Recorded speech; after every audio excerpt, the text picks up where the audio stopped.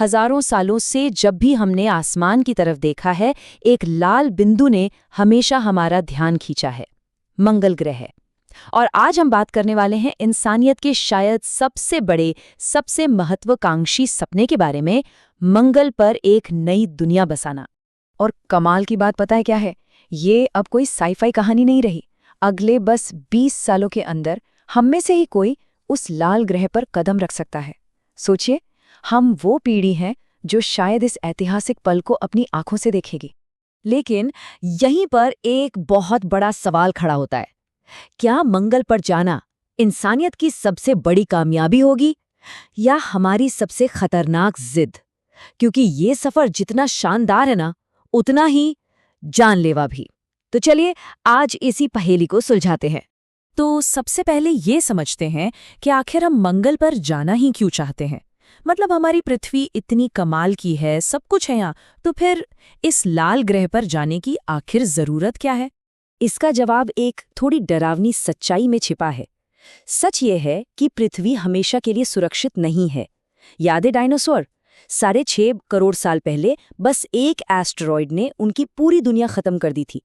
अगर वैसा ही कुछ आज हो जाए तो पूरी इंसानी सभ्यता एक झटके में खत्म। इसीलिए दुनिया के सबसे तेज दिमाग वाले लोग कह रहे हैं कि हमें एक मल्टी प्लैनेटरी स्पीशीज, यानी एक से ज्यादा ग्रहों पर रहने वाली प्रजाति बनना ही होगा। चलो मान लिया, हमें दूसरे ग्रह पर जाना है, लेकिन मंगल ही क्यों? हमारे सोलर सिस्टम में दूसरे ऑप्शन क्या है? शुक्र ग्रह को देख लीजिए, हमारा पड़ोसी। वहां का तापमान है 450 डिग्री सेल्सियस और आसमान से तेजाब बरसता है, तो उसे तो भूल ही जाइए। और बृहस्पति या शनि, वो तो गैस के बड़े बड़े गोले हैं, उन पर तो पैर रखने के लिए जमीन ही नहीं है। और इन सब के बीच में आता है मंगल, जो एक तरह से पृथ्वी का कजिन भाई जैसा है। देखिए, यहाँ एक दिन लगभग 24.5 घंटे का होता है, हमारे जैसा ही। मौसम भी बदलते हैं, बिल्कुल पृथ्वी की तरह। चलने के लिए ठोस जमीन भी है, और सबसे बड़ी बात, जैकपॉट, यहाँ पोल्स पर और जमीन के नीचे पानी है, भले ही बर्फ के रूप में। तो मंगल का सपना तो बहुत अच्छा लगता है ना? लेकिन अब बात करते हैं इसकी असलियत की, एक बेहद कठोर और जानलेवा सच्चाई। क्योंकि सच तो ये है कि ये लाल ग्रह हर कदम पर हमारी जान लेने की कोशिश करेगा। और सबसे पहली और बड़ी तकनीकी चुनौती क्या है? मंगल का वायुमंडल। वो पृथ्वी के वायुमंडल का सिर्फ 1% है। सोचिए, सिर्फ 1%।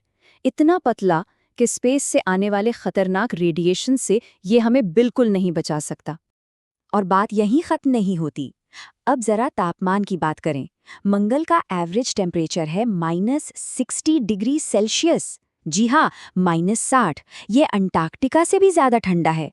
इतनी ठंड की खून तक जम जाए। और वो जो 1% वायुमंडल है भी ना, उसमें 95% भरी है जहरीली कार्बन डाइऑक्साइड। मतलब बिना स्पेस सूट के बाहर निकलना तो सोचना भी मत। 1 मिनट भी जिंदा रहना नामुमकिन है। तो कुल मिलाकर मंगल का माहौल कैसा है? एक बहुत ही पतला और जहरीला वायुमंडल, जमा देने वाली ठंड, और इन सबसे ऊपर जानलेवा कॉस्मिक रेडिएशन। देखिए, पृथ्वी के पास एक मैग्नेटिक फील्ड है, एक सुरक्षा कवच जो हमें सूरज के खतरनाक पार्टिकल से बचाता है। मंगल के पास वो कवच नहीं है, मतलब कैंसर का खतरा बहुत बहुत ज्यादा। तो ये तो साफ है, मंगल कोई आसान जगह नहीं है, ये बेहद मुश्किल है। लेकिन इंसानियत की सबसे बड़ी खूबी क्या है? हम हर मुश्किल का हल निकाल ही लेते हैं। तो चलिए देखते हैं कि इन जानलेवा चुनौतियों से निपटने के लिए हम क्या कमाल की टेक्नोलॉजी बना रहे हैं। इस पूरे सपने को हकीकत बनाने में जो एक चीज सबसे बड़ी गेम चेंजर है, वो है स्पेसएक्स का स्टारशिप। ये अब तक का बनाया गया सबसे पावरफुल रॉकेट है, जो एक बार में 100 से 150 टन सामान मंगल तक ले जा सकता है। लेकिन इसकी असली क्रांतिकारी बात है इसका पूरी तरह से रीयूजेबल होना। मतलब इसे एक प्लेन की तरह बार बार इस्तेमाल किया जा सकता है, जिससे स्पेस में जाने का खर्च हजारों गुना कम हो जाता है। अब सोचिए, हम पृथ्वी से हर एक कील भी मंगल पर तो नहीं ले जा सकते। ये बहुत महंगा और सच कहें तो नामुमकिन है। और यहीं पर एक जीनियस आइडिया काम आता है, इन सीटू रिसोर्स यूटिलाइजेशन, या शॉर्ट में ISRU। इसका सीधा सा मतलब है जो मंगल पर मौजूद है उसी का इस्तेमाल करो। तो सवाल है, एस्ट्रोनॉट्स रहेंगे कहाँ? अच्छा, शुरू में तो हम पृथ्वी से ही बने बनाए घर यानी हैबिटेट्स भेजेंगे, लेकिन लंबे समय के लिए यहीं आईएसआरयू काम आएगा। बड़े बड़े 3D प्रिंटर्स मंगल की ही मिट्टी, जिसे रेगुलित कहते हैं, उसका इस्तेमाल करके अंडरग्राउंड घर बनाएंगे। और अंडरग्राउंड क्यों? ताकि खतरनाक रेडिएशन से पूरी तरह बचा जा सके। जिंदा रहने के लिए सबसे जरूरी क्या है? पानी। और अच्छी खबर यह है कि मंगल पर पानी है, बस वो जमीन के नीचे बर्फ के रूप में जमा है। तो प्लान सिंपल है, रोबोटिक ड्रिल से उस बर्फ को खोदकर बाहर निकालना, उसे गर्म करके पानी बनाना और फिर उसे साफ करके पीने और हाँ, सांस लेने के लिए ऑक्सीजन बनाने में इस्तेमाल करना। ठीक है, रहने का और पानी का जुगाड़ हो गया। अब खाने का क्या? देखिए, मंगल की मिट्टी में जहरीले केमिकल्स हैं, तो उसमें सीधे खेती तो नहीं हो सकती। इसका भी हल है, हाइड्रोपोनिक्स और एरोपोनिक्स। ये ऐसी तकनीकें हैं जिनमें बिना मिट्टी के सिर्फ पोषक तत्वों वाले पानी में पौधे उगाए जाते हैं। और ये कोई नई चीज नहीं, इंटरनेशनल स्पेस स्टेशन पर ये पहले से ही काम कर रही हैं। तो चलिए मान लेते हैं कि टेक्नोलॉजी की मदद से हम वहां जिंदा रह लेंगे, लेकिन एक नए ग्रह पर जिंदगी होगी कैसी? समाज कैसा होगा? क्योंकि ये सपना सिर्फ जिंदा रहने भर का नहीं है, ये एक पूरी नई सभ्यता बसाने का सपना है। अगर सब कुछ प्लान के मुताबिक चला तो 2030 के दशक में पहले इंसान मंगल पर उतर सकते हैं। 2050 तक शायद एक छोटी सी कॉलोनी भी बन जाए और हो सकता है कि इस सदी के अंत तक हम मंगल पर एक पूरा शहर देखें, लाखों लोगों का शहर। सुनने में बहुत बड़ा लगता है, लेकिन इंसान की तरक्की की रफ्तार ऐसी ही तो होती है। पर इस नए समाज के साथ कुछ बहुत बड़े सवाल भी आएंगे। मंगल पर कानून किसके चलेंगे? क्या वो एक आज़ाद कॉलोनी होगी? और जरा उन बच्चों के बारे में सोचिए जो मंगल पर ही पैदा होंगे। पृथ्वी से सिर्फ 38% ग्रेविटी में पलने बढ़ने के बाद क्या वो हमसे अलग दिखेंगे? क्या उनका शरीर अलग होगा? वो असल में मार्शियन होंगे।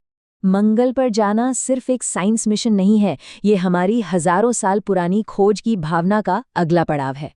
हम वही लोग हैं जो कभी अफ्रीका से निकले और पूरी धरती पर फैल गए।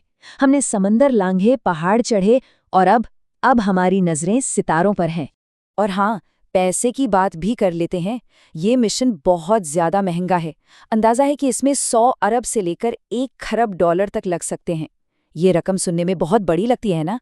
लेकिन जरा सोचिए, पूरी दुनिया हर साल अपनी सेनाओं पर इससे कहीं ज्यादा खर्च करती है। तो पैसा तो है, बस प्रायोरिटीज बदलने की बात है। और ये सब बातें हमें इस चर्चा के सबसे जरूरी सवाल पर ले आती हैं। मंगल एक तरह से हमारे लिए एक खाली कैनवस है, एक नई शुरुआत करने का मौका। क्या हम वहां एक बेहतर समाज बना पाएंगे? एक ऐसा समाज जहां हम पृथ्वी पर की गई गलतियों को न दोहराएं? कुछ दशक पहले तक ये सब बातें सिर्फ साई-फाई फिल्मों में अच्छी लगती थीं, लेकिन आज ये हकीकत बनने की दहलीज पर है। तो अगली बार जब रात के आसमान में वो लाल चमकता हुआ बिंदु दिखे, तो याद रखिएगा कि शायद हमारे ही जीवन काल में उस बिंदु पर इंसानों के शहर बसेंगे। हम वाकई एक ऐतिहासिक मोड़ पर खड़े हैं।